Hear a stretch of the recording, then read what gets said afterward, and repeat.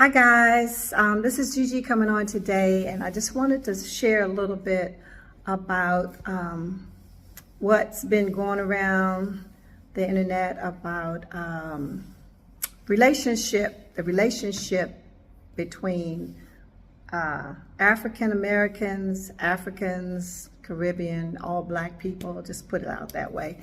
Mostly though, the last week or so, it's been discussions talking about the Essence Fest and how it was bought by a Nigerian man, and who knew that it was for sale, you know.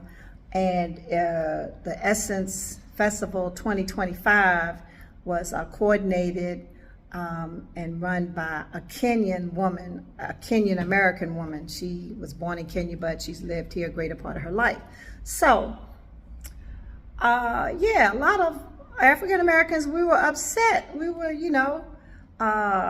just really like, what?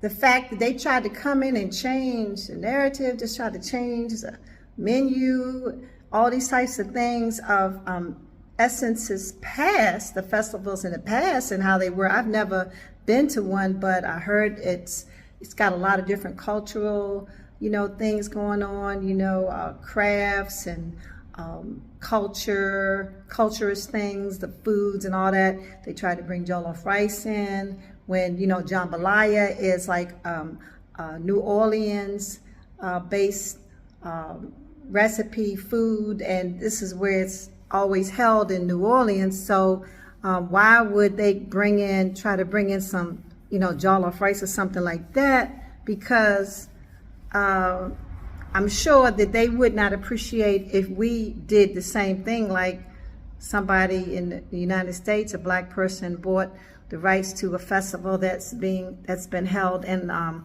African country, and we tried to come in and change everything. I just keep thinking that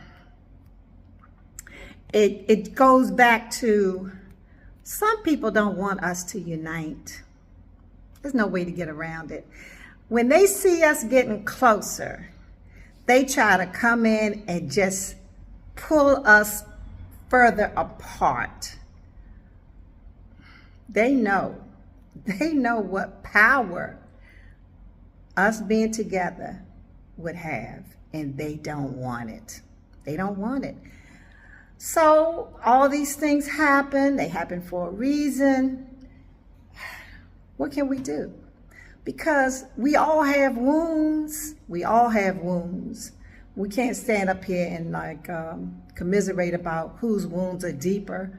I could say, well, I remember, your people sold us, and I caught a cab, Uber one day, and the guy was bragging about how his family, they made all this money selling slaves, to the man that was bringing them over to the New World and all that. And I'm thinking, why would you want anybody to know that your family was involved with something like that? But then you can say, well, some of these people, they worship money. Everything is about money, how much money they have, how much power they have, and all this kind of thing. And whereas over here in the United States, not saying that doesn't exist, but it's not like on the same level, I kind of think. But like I said, we can go back and forth about how we differ, our beliefs and customs and things like that. But at the end of the day, I just keeps playing in my mind that this was deliberate, this was calculated.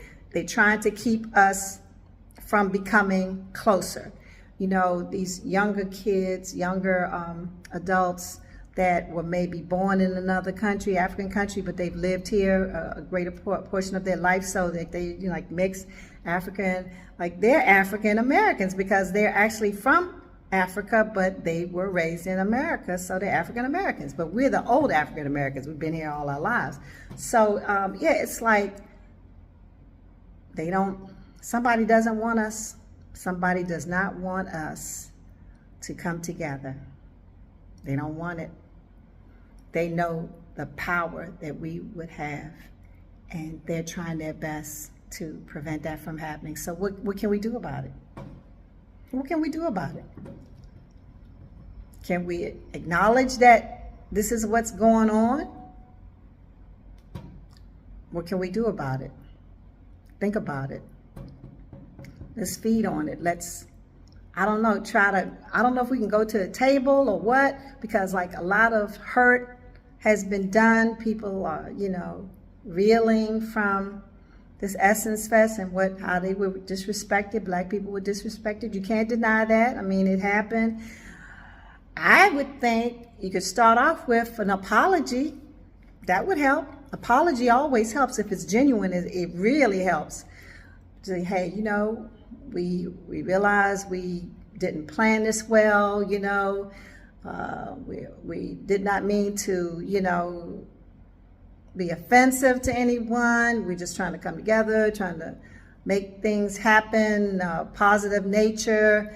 Hopefully we can do things better next year, because they're talking about boycotting it. They're talking about boycotting it already for 2026. So, I mean, I think if this man doesn't want to fall flat on his face, the person who purchased Essence Fest, he better get those apologies out there right now. Get that started, and then we're going to try to rebuild, bring in some folk that were a part of the previous Essence Fest. That would help. Just don't bring in a novice, somebody who came from, where did they come from? Target?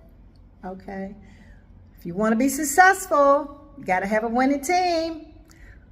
I'm just saying, start with the apology and try to build a good foundation for people that are going to make things click, make them work, make them successful. Black people, we've come this far. Please don't let us go back. Please don't let us go back. Don't let us go back. Let us move forward. Keep on pushing and have a stronger foundation, and just don't go back, please. Let's see what we can do about this. And we as a people, and the people in the positions of power, the people who are, owning all this, apologize. Humble yourself. Humble yourself. First step. Let's see what happens. Blessings.